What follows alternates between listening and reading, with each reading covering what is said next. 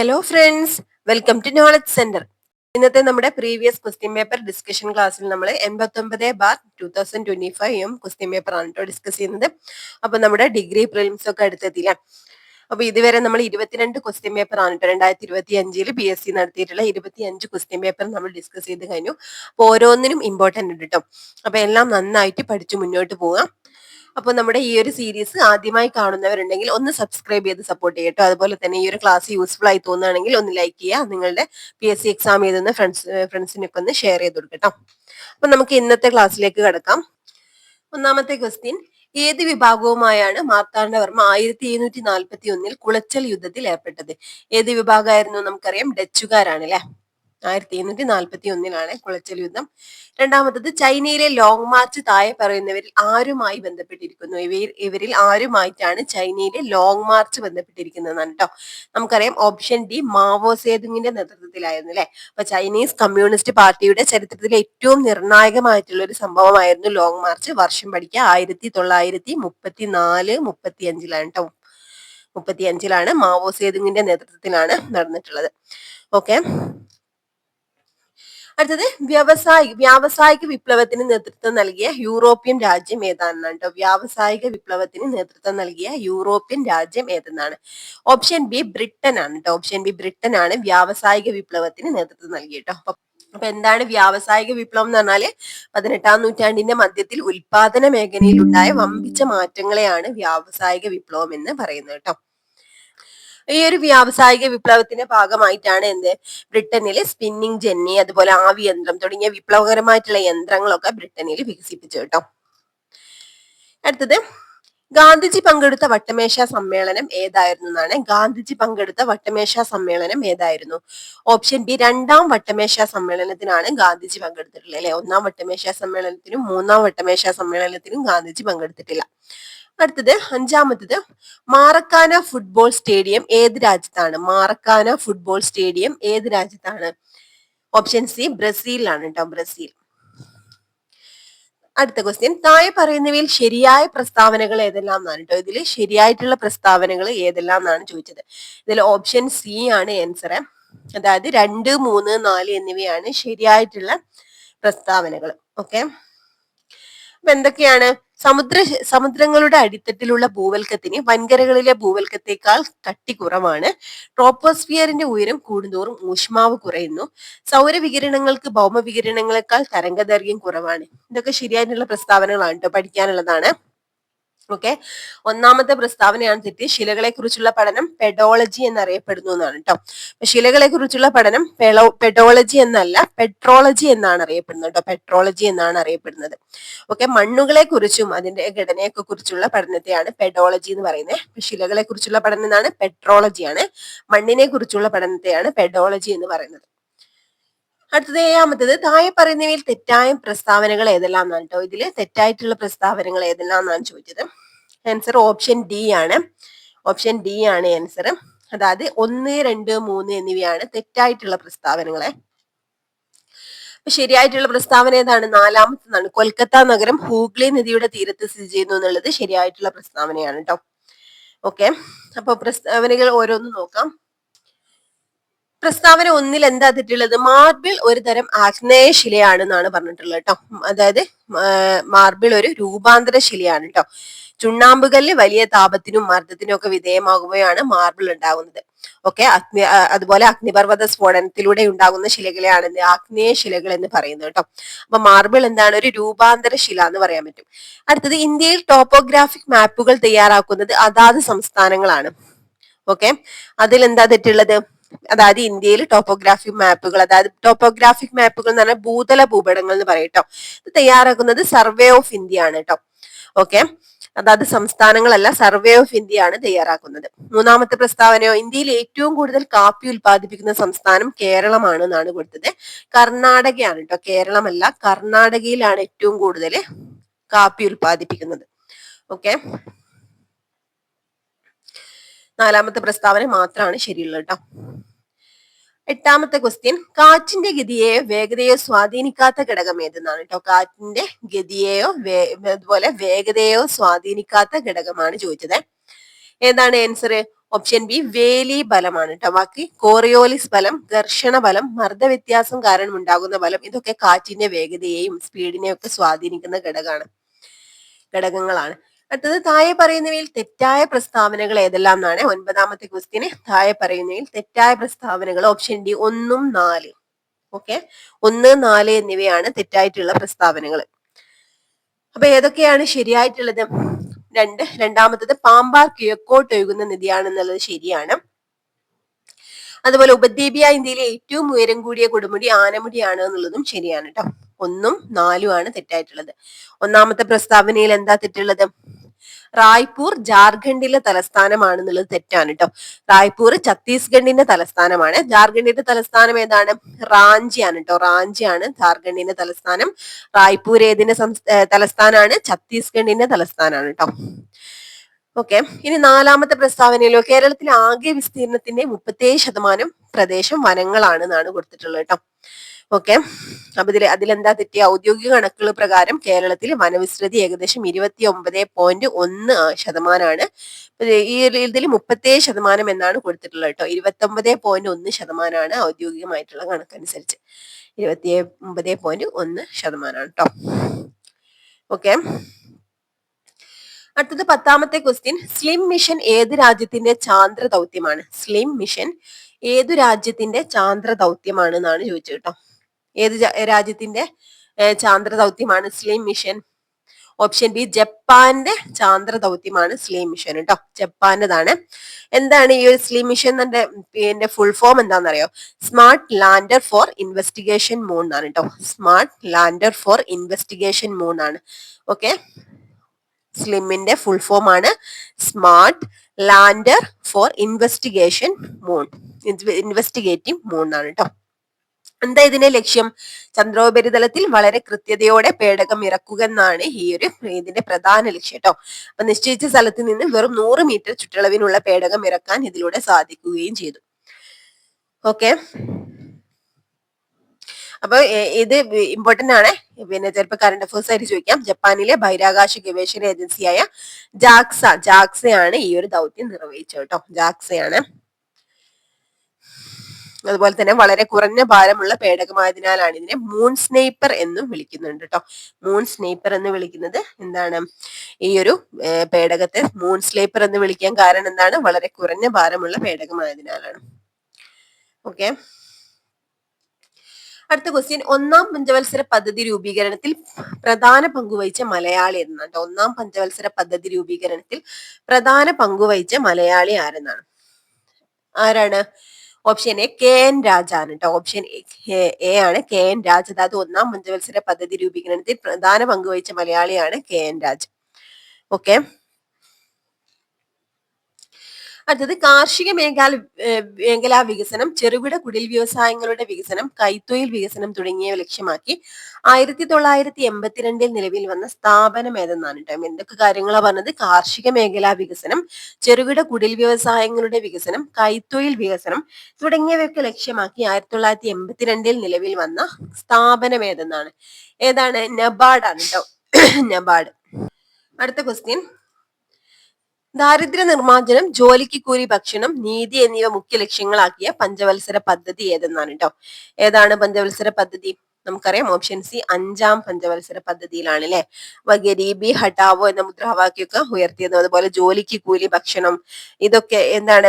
അതുപോലെ നീതി, അതായത് സാമൂഹികവും സാമ്പത്തികവുമായിട്ടുള്ള നീതി ഉറപ്പാക്കുക എന്നൊക്കെ ഏതിന്റെ ലക്ഷ്യമായിരുന്നു? 5ാം പഞ്ചവത്സര പദ്ധതിയുടെ ലക്ഷ്യമാണ് കേട്ടോ. 1974 മുതൽ 78 വരെ ആയിരുന്നു കേട്ടോ. 74 മുതൽ 78 വരെ ആയിരുന്നു 5ാം പഞ്ചവത്സര പദ്ധതി. അതുപോലെ എന്താണ്? പൂർത്തിയാക്കാത്ത ഒരേ ഒരു പഞ്ചവത്സര പദ്ധതി 5ാം പഞ്ചവത്സര പദ്ധതിയാണ് കേട്ടോ. 14ാമത്തത് നീതി ആയോഗിന്റെ ഇപ്പോഴത്തെ ഉപാധ്യക്ഷൻ ആരെന്നാണ്? നീതി ആയോഗിന്റെ ഇപ്പോഴത്തെ ഉപാധ്യക്ഷൻ ആരാണ്? ഓപ്ഷൻ എ ആണ് സുമൻ ബെറി ആണ് കേട്ടോ. സുമൻ ബെറി. അടുത്തത് 15ാമത്തെ ക്വസ്റ്റ്യൻ. ഹരിത വിപ്ലവത്തിന്റെ നേട്ടങ്ങൾ ഏതൊക്കെയാണെന്നാണ്? ഓപ്ഷൻ ഡി ഇതെല്ലാം എന്നാണ് ആൻസർ. ഇതെല്ലാം ഹരിത വിപ്ലവത്തിന്റെ നേട്ടങ്ങളാണ്. ഭക്ഷ്യക്ഷാമം ഇല്ലാതായി, ഉൽപാദനം വർദ്ധിച്ചു, സാങ്കേതിക വിദ്യകൾ ഉപയോഗിച്ചതിലൂടെ ഉൽപാദനം വർദ്ധിച്ചു, ധാന്യശേഖരം വർദ്ധിച്ചു, വിദേശ ആശ്രയത്വം ഇല്ലാതായി. പഠിക്കണം. ഇന്ത്യൻ ഭരണഘടന അമേരിക്കൻ ഭരണഘടനയിൽ നിന്നും കടമെടുത്തത് താഴെ പറയുന്നവയിൽ ഏതൊക്കെയാണെന്നാണ് കേട്ടോ. അമേരിക്കൻ ഭരണഘടനയിൽ നിന്നും കടമെടുത്ത ആശയങ്ങൾ ഏതൊക്കെയാണെന്നാണ് ചോദിച്ചത്. ഓക്കെ, ഇതിന് ആൻസർ ഓപ്ഷൻ ബി ആണ്, അതായത് 1ഉം 3ഉം ആണ് കേട്ടോ. ഭരണഘടന പുനരവലോകനം, അതുപോലെ പിന്നെന്താണ് സ്വതന്ത്ര നീതിന്യായ സംവിധാനം. ഈ രണ്ടെണ്ണാണ് എന്ത് അമേരിക്കൻ ഭരണഘടനയിൽ നിന്നും നമ്മൾ ഇവിടെ കൊടുത്തിട്ടുള്ളതിൽ പറയാൻ പറ്റും കേട്ടോ. ഓക്കെ, അപ്പൊ ഏതൊക്കെയാണ് അമേരിക്കൻ ഭരണഘടനയിൽ നിന്നും കടമെടുത്തിട്ടുള്ള ആശയങ്ങൾ? ഒന്നാമത്തത് ഭരണഘടന പുനരവലോകനം, പിന്നെ മൂന്നാമത്തത് സ്വതന്ത്ര നീതിന്യായ സംവിധാനം. ഓക്കെ, ഇനി സ്പീക്കറുടെ പദവിയും അധികാരങ്ങളും എവിടെ നിന്നാണ് കടമെടുത്തിട്ടുള്ളത്? ബ്രിട്ടന്റെ ഭരണഘടനയിൽ നിന്നാണ് കേട്ടോ. ബ്രിട്ടന്റെ ഭരണഘടനയിൽ നിന്നാണ് എന്ത് സ്പീക്കർ പദവിയും അധികാരങ്ങളും. അതുപോലെ നിർദ്ദേശക തത്വങ്ങൾ നമുക്കറിയാം അയർലാൻഡിൽ നിന്നാണ് അല്ലെ. അയർലാൻഡിൽ നിന്നാണ് നിർദ്ദേശക തത്വങ്ങൾ. ഓക്കെ, ഇനി ഹൈക്കോടതിയുടെ റിട്ട് അധികാരം ഏത് അനുച്ഛേദത്തിലാ പറയുന്നത്? ഹൈക്കോടതിയുടെ റിട്ട് അധികാരത്തെ പറ്റി ഏത് അനുച്ഛേദത്തിലാണ് പറയുന്നത്? ഓക്കെ, ഏതാണ്? ഓപ്ഷൻ എ അനുച്ഛേദം 226 ആണ്. സുപ്രീം കോടതിയുടെ റിട്ട് അധികാരത്തെ പറ്റി പറയുന്നത് നമുക്കറിയാം അനുച്ഛേദം 32ലാണ് കേട്ടോ. സോറി, അനുച്ഛേദം 32ലാണ് സുപ്രീം കോടതിയുടെ റിട്ട് അധികാരത്തെ പറ്റി പറയുന്നത്. അടുത്ത ക്വസ്റ്റ്യൻ, മൗലിക കടമകൾ ഭരണഘടനയിൽ ചേർക്കപ്പെട്ട ഭേദഗതി ഏതെന്നാണ് കേട്ടോ. മൗലിക കടമകൾ ഭരണഘടനയിൽ ചേർക്കപ്പെട്ട ഭേദഗതി ഏതെന്നാണ്. ഓക്കെ, ഏത് ഭേദഗതിയിലൂടെയാണ് മൗലിക കടമകൾ ഭരണഘടനയിൽ ചേർക്കപ്പെട്ടത്? ഓപ്ഷൻ സി 42ാം ഭേദഗതിയിലൂടെയാണ് കേട്ടോ. 42ാം ഭേദഗതി. 42ാം ഭേദഗതി നടന്നത് 1976ലാണ് കേട്ടോ. 1976ലാണ് 42ാം ഭേദഗതി നടന്നത്. അപ്പൊ ഭരണഘടനയുടെ 4A എന്ന ഭാഗത്തിലാണ് അത് ഉൾപ്പെടുത്തിയിട്ടുള്ളത് കേട്ടോ. 4Aയിലാണ് ഉൾപ്പെടുത്തിയിട്ടുള്ളത്. ഇനി അനുച്ഛേദം എത്രയിലാണ്? 51A ആയിട്ടാണ്. അനുച്ഛേദം 51ലാണ് പിന്നെ ചേർത്തിട്ടുള്ളത്. അതുപോലെ ഇതിനെപ്പറ്റി പഠിക്കുമ്പോൾ ഇമ്പോർട്ടന്റ് ആണ്, സർദാർ സുരൻ സിംഗ് കമ്മിറ്റിയുടെ ശുപാർശ പ്രകാരമാണ് നടപ്പിലാക്കിയിട്ടുള്ളത് കേട്ടോ. 19ാമത്തെ ക്വസ്റ്റ്യൻ, ആനുപാതിക പ്രാതിനിധ്യം എന്നതുകൊണ്ട് ഉദ്ദേശിക്കുന്നത്? ആനുപാതിക പ്രാതിനിധ്യം എന്നതുകൊണ്ട് ഉദ്ദേശിക്കുന്നത് എന്താണ്? ഇവിടെ കൊടുത്തതിൽ എയും ഡിയും ആണ് കേട്ടോ ആൻസർ. ജയിക്കാൻ ഭൂരിപക്ഷം വോട്ട് വേണമെന്നും വോട്ട് പാർട്ടിക്കാണെന്നുള്ളതാണ് കേട്ടോ. അടുത്തത്, കൺകറന്റ് ലിസ്റ്റിൽ പെടാത്തത് താഴെ പറയുന്നതിൽ ഏതൊക്കെയാണ്? ഇതിൽ കൺകറന്റ് ലിസ്റ്റിൽ പെടാത്തത് ഏതൊക്കെയാണെന്നാണ്. ഏതാണ്? 2ഉം 3ഉം ആണ്. അതായത് പൊതുജനാരോഗ്യവും മൃഗസംരക്ഷണവും കൺകറന്റ് ലിസ്റ്റിൽ പെടുന്നതല്ല. തൊഴിൽ സംഘടനകള്, അതുപോലെ എന്താണ് മായം ചേർക്കലൊക്കെ കൺകറന്റ് ലിസ്റ്റിൽ പെടുന്നതാണ് കേട്ടോ. ഓക്കെ, അപ്പൊ ഏതൊക്കെയാണ്? പൊതുജനാരോഗ്യവും മൃഗസംരക്ഷണവുമാണ് കൺകറന്റ് ലിസ്റ്റിൽ വീഴാത്തത്. ഓക്കെ,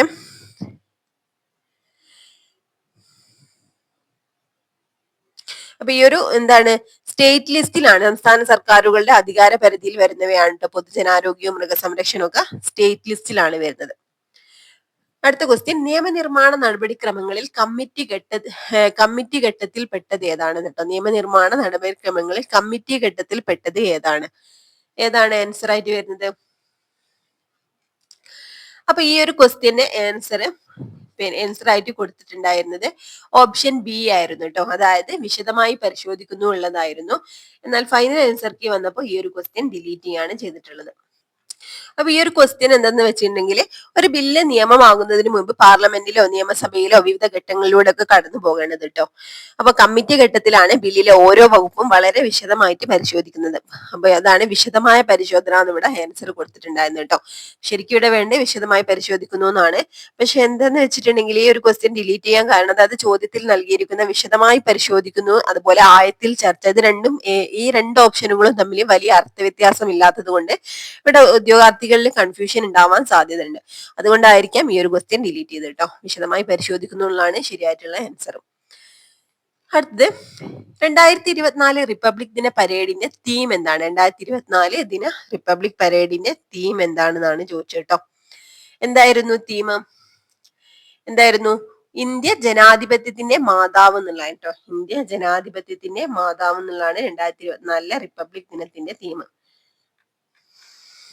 ഓക്കെ, 2024 റിപ്പബ്ലിക് ദിന പരേഡിന്റെ തീം എന്താണ്? ഇന്ത്യ ജനാധിപത്യത്തിന്റെ മാതാവ് എന്നാണ് കേട്ടോ. എന്നാൽ 2025 റിപ്പബ്ലിക് ദിന പരേഡിന്റെ ഔദ്യോഗിക പ്രമേയം എന്താണ്? വികസിത് ഭാരത് ആണ്. ഇമ്പോർട്ടന്റ് ആണ്, വികസിത് ഭാരത്. ഓക്കെ, വികസിത ഭാരതാണ് 2025 റിപ്പബ്ലിക് ദിന പരേഡിന്റെ തീം. 2024 ഇന്ത്യ ജനാധിപത്യത്തിന്റെ മാതാവ് എന്നുള്ളതാണ് കേട്ടോ. 2025 എത്രാമത്തെ റിപ്പബ്ലിക് ദിന ആയിരുന്നു? 76ാമത് റിപ്പബ്ലിക് ദിന ചടങ്ങാണ് 2025 76ആണ്. അടുത്ത ക്വസ്റ്റ്യൻ, 23ാമത്തെ ക്വസ്റ്റ്യൻ. 1975 ദേശീയ അടിയന്തരാവസ്ഥ പ്രഖ്യാപിച്ചപ്പോൾ കേരളത്തിലെ മുഖ്യമന്ത്രി താഴെ പറയുന്നവയിൽ ആരായിരുന്നു കേട്ടോ. 1975 ദേശീയ അടിയന്തരാവസ്ഥ പ്രഖ്യാപിച്ചപ്പോൾ കേരളത്തിലെ മുഖ്യമന്ത്രി താഴെ പറയുന്നവരിൽ ആരായിരുന്നു? സി അച്യുതമേനോൻ ആയിരുന്നു കേട്ടോ. സി അച്യുതമേനോൻ. അടുത്ത ക്വസ്റ്റ്യൻ, കുടുംബശ്രീ സംവിധാനത്തിലെ മധ്യതലമായ ADS ഭരണസമിതിയിലെ ആകെ അംഗങ്ങൾ എത്രയാണെന്നുണ്ട്. കുടുംബശ്രീ സംവിധാനത്തിലെ മധ്യതലമായ ADS ഭരണസമിതിയിലെ ആകെ അംഗങ്ങൾ എത്രയെന്നാണ്. ഓക്കെ, ആകെ എത്ര അംഗങ്ങളാണ്? ഓപ്ഷൻ ബി 11 അംഗങ്ങളാണ് കേട്ടോ. അടുത്ത ക്വസ്റ്റ്യൻ, 2024 ഫെബ്രുവരി രാജ്യത്തെ ആദ്യ സമ്പൂർണ്ണ ഡിജിറ്റൽ സാക്ഷരതാ നിയോജക മണ്ഡലമായി പ്രഖ്യാപിക്കപ്പെട്ടത് ഏതെന്നാണ്. 2024 ഫെബ്രുവരി രാജ്യത്തെ ആദ്യ സമ്പൂർണ്ണ ഡിജിറ്റൽ സാക്ഷരതാ നിയോജക മണ്ഡലമായി പ്രഖ്യാപിക്കപ്പെട്ടത് ഏതാണ്? ഓപ്ഷൻ ബി തളിപ്പറമ്പിനെയാണ് കേട്ടോ. അടുത്ത ക്വസ്റ്റ്യൻ, ഇപ്പോഴത്തെ കേരള നിയമസഭാ ഡെപ്യൂട്ടി സ്പീക്കർ ആര്? ഇപ്പോഴത്തെ കേരള നിയമസഭാ ഡെപ്യൂട്ടി സ്പീക്കർ ആരാണെന്നാണ് ക്വസ്റ്റ്യൻ. ഇപ്പോഴത്തെ കേരള നിയമസഭ ഡെപ്യൂട്ടി സ്പീക്കർ ആരാണ്? Okay, option C Chittayam Gopakumar ആണ് കേട്ടോ. ചിറ്റേം ഗോപകുമാർ. അടുത്ത ക്വസ്റ്റ്യൻ, ചുവടെ കൊടുത്തിരിക്കുന്നതിൽ ഫംഗസ് മൂലമുണ്ടാകുന്ന രോഗം ഏത്? ഇതിൽ ഫംഗസ് മൂലമുണ്ടാകുന്ന രോഗം ഏതെന്നാണ് കേട്ടോ. ഏതൊക്കെയാണ്? വട്ടച്ചൊറിയാണ് കേട്ടോ. വട്ടച്ചൊറിയാണ് ഫംഗസ് മൂലമുണ്ടാകുന്ന രോഗം. അപ്പൊ ഇനി അടുത്തത് എന്താണ്? മന്ത് എന്താണ്? ഫൈലേറിയൽ വിരകളാണ് കേട്ടോ. ഫൈലേറിയൽ വിരകൾ മൂലമുണ്ടാകുന്നതാണ്. അതുപോലെ കൊതുകുകൾ വഴിയാണ് പകരുന്നത് കേട്ടോ മന്ത്. പിന്നെ അടുത്തത് എന്താ? മലേറിയ കൊടുത്തിട്ടുണ്ട്. മലേറിയ എന്താണ്? പ്ലാസ്മോഡിയം എന്ന പ്രോട്ടോസോവ മുഖേന ഉണ്ടാകുന്ന രോഗമാണ് മലേറിയ. ഓക്കെ, പെൺ അനോഫിലിസ് കൊതുകുകളാണ് പരത്തുന്നത് കേട്ടോ. അതുപോലെ ന്യൂമോണിയ എന്താ? പ്രധാനമായിട്ടും ബാക്ടീരിയ അല്ലെങ്കിൽ വൈറസ് ബാധ മൂലം ശ്വാസകോശത്തെ ബാധിക്കുന്ന ഒരു രോഗമാണ് ന്യൂമോണിയ. 28ാമത്തെ ക്വസ്റ്റ്യൻ, പേശി പ്രവർത്തനങ്ങൾ ഏകോപിപ്പിച്ച് ശരീര തുലന നില പാലിക്കാൻ സഹായിക്കുന്ന തലച്ചോറിന്റെ ഭാഗം ഏതെന്നാണ് കേട്ടോ. ഓക്കെ, ശരീരത്തിന്റെ തുലന നില പാലിക്കാൻ സഹായിക്കുന്ന തലച്ചോറിന്റെ ഭാഗം ഏതെന്നാണ്? സെറിബെല്ലമാണ് കേട്ടോ. സെറിബെല്ലമാണ് ആൻസർ. ഓക്കെ, സെറിബ്രം എന്തായിരുന്നു? തലച്ചോറിലെ ഏറ്റവും വലിയ ഭാഗമാണ് സെറിബ്രം, നമുക്കറിയാലേ. ഓക്കെ, തലാമസോ സെബ്രത്തിലേക്കും അവിടെ നിന്നുള്ള അവയവങ്ങളുടെ പ്രസരണ കേന്ദ്രമായിട്ട് പ്രവർത്തിക്കുന്നത്, അല്ലെ റിലേ സ്റ്റേഷൻ ആയിട്ട് പ്രവർത്തിക്കുന്നത് തലാമസ് ആണ് കേട്ടോ. ഓക്കെ, അതുപോലെ മെഡുല ഓബ്ലാങ്കേറ്റയെ പറ്റി എന്താണ് റിപ്പീറ്റ് ആയിട്ട് ചോദിക്കുന്ന ക്വസ്റ്റ്യൻ എന്താണ്? അനൈച്ഛിക പ്രവർത്തനങ്ങളെ നിയന്ത്രിക്കുന്ന ഭാഗം മെഡുല ഓബ്ലാങ്കേറ്റ. അത് റെറ്റിനോൾ എന്ന പേരിൽ അറിയപ്പെടുന്ന വിറ്റാമിൻ ഏത്? റെറ്റിനോൾ എന്ന പേരിൽ അറിയപ്പെടുന്ന വിറ്റാമിൻ ഏതെന്നാണ് കേട്ടോ. ഏതാണ്? വിറ്റാമിൻ എ ആണ് റെറ്റിനോൾ എന്ന പേരിൽ അറിയപ്പെടുന്നത്. അടുത്ത ക്വസ്റ്റ്യൻ, എ അധിഷ്ഠിത real time forest alert system ആരംഭിച്ച ആദ്യ സംസ്ഥാനം. എ അധിഷ്ഠിത real time forest alert system ആരംഭിച്ച ആദ്യ സംസ്ഥാനം ഏതെന്നാണ് കേട്ടോ. ഏതാണ് ആൻസർ? ഓപ്ഷൻ സി ആണ്. മധ്യപ്രദേശിലാണ് ആരംഭിച്ചത് കേട്ടോ. എ അധിഷ്ഠിത real time forest alert system ആരംഭിച്ച ആദ്യ സംസ്ഥാനമാണ് മധ്യപ്രദേശ്. ഈ ഒരു അലേർട്ട് എന്താണെന്ന് പറഞ്ഞിട്ടുണ്ടെങ്കിൽ, അതായത് കാട്ടുതീ, മരങ്ങൾ മുറിക്കുന്നത്, അതുപോലെ വന്യമൃഗങ്ങൾ ഒടുക്കുക, അനധികൃത വേട്ട തുടങ്ങിയ വനത്തിലെ മാറ്റങ്ങൾ കൃത്രിമ ബുദ്ധി ഉപയോഗിച്ചത് ആർട്ടിഫിഷ്യൽ ഇന്റലിജൻസ് ഉപയോഗിച്ച് തത്സമയം കണ്ടെത്താനും വനംവകുപ്പിന്റെ മുന്നറിയിപ്പും നൽകാനും ഈ ഒരു സംവിധാനം സഹായിക്കുന്നുണ്ട് കേട്ടോ. അടുത്തത്, ഒരു ഗ്ലാസ് ദണ്ട് സിൽക്ക് കൊണ്ട് ഉരസിയാൽ അത് എന്താണ് കേട്ടോ? ഒരു മാറ്റം എന്ത് മാറ്റം ഉണ്ടാവുന്നത്? ഒരു ഗ്ലാസ് ദണ്ട് സിൽക്ക് കൊണ്ട് ഉരസിയാൽ, ഗ്ലാസ് ദണ്ട് സിൽക്ക് കൊണ്ട് ഉരസിയാൽ അത് എന്താണ് മാറ്റം ഉണ്ടാവുന്നതാണ് കേട്ടോ. സിൽക്കിന് ഇലക്ട്രോൺ നൽകുകയാണ് ചെയ്യുന്നത്. അടുത്തത്, ഭ്രമണചലനത്തിൽ ബലത്തിനോട് തുല്യമായത് ഇതിലേതെന്നാണ്? ഏതാണ്? ടോർക്ക് ആണ് കേട്ടോ. ടോർക്ക്.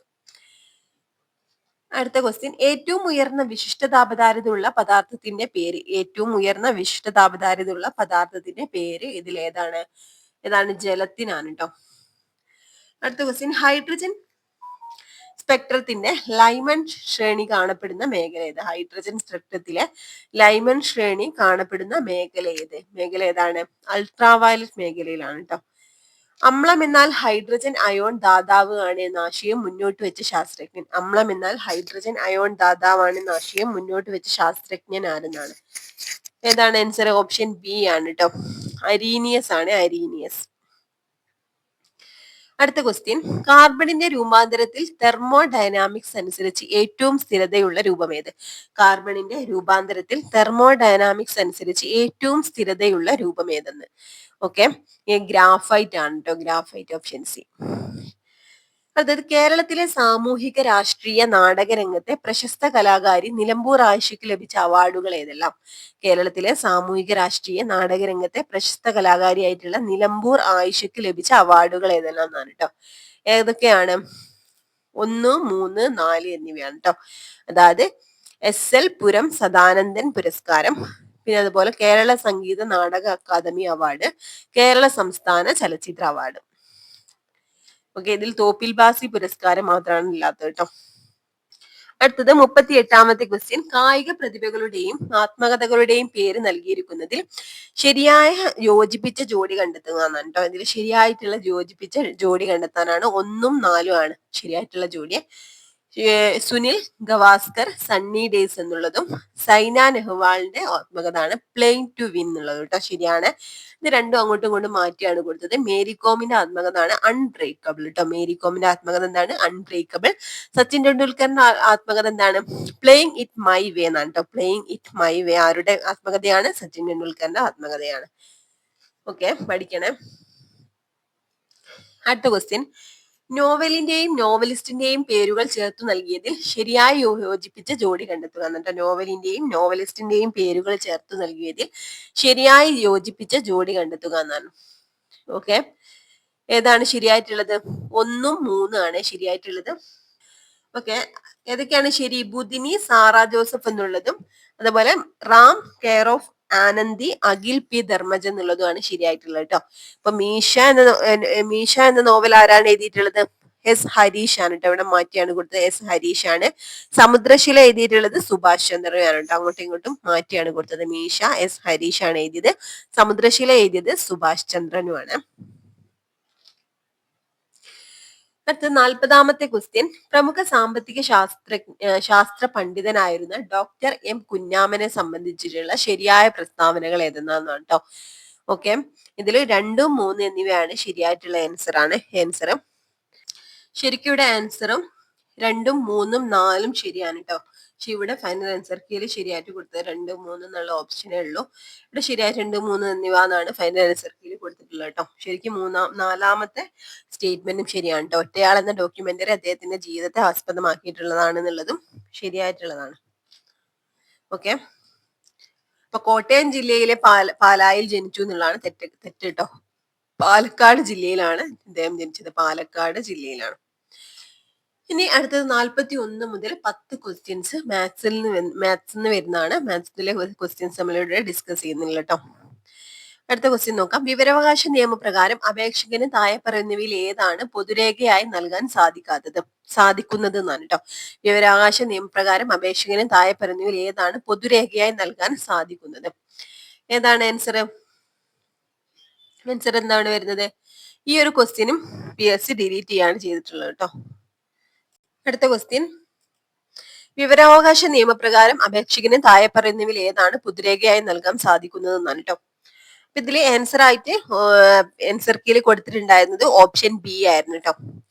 ഓപ്ഷൻ ബി ആയിരുന്നു. അതായത് മറ്റൊരാളുടെ ജാതി സർട്ടിഫിക്കറ്റ് എന്നുള്ളായിരുന്നു. എന്നാൽ ഫൈനൽ ആൻസർ കീ വന്നപ്പോൾ ഈ ഒരു ക്വസ്റ്റ്യൻ ഡിലീറ്റ് ചെയ്യാണ് ചെയ്തിട്ടുള്ളത്. ഇവിടെ വ്യക്തിവിവരങ്ങളുടെ സംരക്ഷണം എന്ന് പറഞ്ഞിട്ടുള്ള വകുപ്പ് പ്രകാരം പൊതുപ്രവർത്തനങ്ങളുമായിട്ട് ബന്ധമില്ലാത്തതോ അല്ലെങ്കിൽ ഒരാളുടെ സ്വകാര്യതയെ ബാധിക്കുന്നതോ ആയ വ്യക്തിപരമായ വിവരങ്ങൾ നൽകുന്നതിൽ നിന്ന് ഒഴിവാക്കിയിട്ടുണ്ട് കേട്ടോ. അപ്പൊ മറ്റൊരാളുടെ ജാതി സർട്ടിഫിക്കറ്റിൽ നിന്ന് അയാളുടെ സ്വകാര്യ വിവരമായിട്ട് കണക്കാക്കാം എന്നൊരു തർക്കം ഇവിടെ വരുന്നത് കൊണ്ടായിരിക്കാം ഈ ഒരു ക്വസ്റ്റ്യൻ PSC ഡിലീറ്റ് ചെയ്യാണ് ചെയ്തിട്ടുള്ളത്. അടുത്തത് 52ാമത്തെ ക്വസ്റ്റ്യൻ, BPL വിഭാഗത്തിൽപ്പെട്ട അപേക്ഷകൻ വിവരാവകാശ നിയമപ്രകാരം ഒടുക്കേണ്ട ഫീസ് എത്രയാണെന്ന് കേട്ടോ. BPL വിഭാഗത്തിൽപ്പെട്ട അപേക്ഷകൻ വിവരാവകാശ നിയമപ്രകാരം ഒടുക്കേണ്ട ഫീസ്. ഓക്കെ, ഇതിൽ ഫീസ് കൊടുക്കേണ്ടതില്ല. BPL വിഭാഗത്തിൽപ്പെട്ടവർക്ക് ഫീസ് ഇല്ല കേട്ടോ. അടുത്തത്, വിവരാവകാശ നിയമപ്രകാരം അധിക ഫീസ് എടുക്കാൻ ആവശ്യപ്പെട്ടാൽ അപേക്ഷകൻ എത്ര ദിവസങ്ങൾക്കുള്ളിൽ ഫീസ് കൊടുക്കണം? അപ്പൊ അധിക ഫീസ് കൊടുക്കാൻ ആവശ്യപ്പെട്ടാൽ അപേക്ഷകൻ എത്ര ദിവസങ്ങൾക്കുള്ളിൽ ഫീസ് അടയ്ക്കണം എന്നാണ് കേട്ടോ.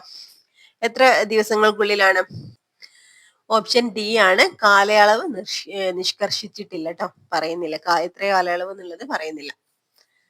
അടുത്ത ക്വസ്റ്റ്യൻ 54. സംസ്ഥാന ചീഫ് ഇൻഫർമേഷൻ കമ്മീഷണറുടെ ഔദ്യോഗിക കാലാവധി. ചീഫ് ഇൻഫർമേഷൻ കമ്മീഷണറുടെ ഔദ്യോഗിക കാലാവധി എത്ര എന്നാണ് കേട്ടോ. എത്രയാണ്? 3 വർഷമാണ്.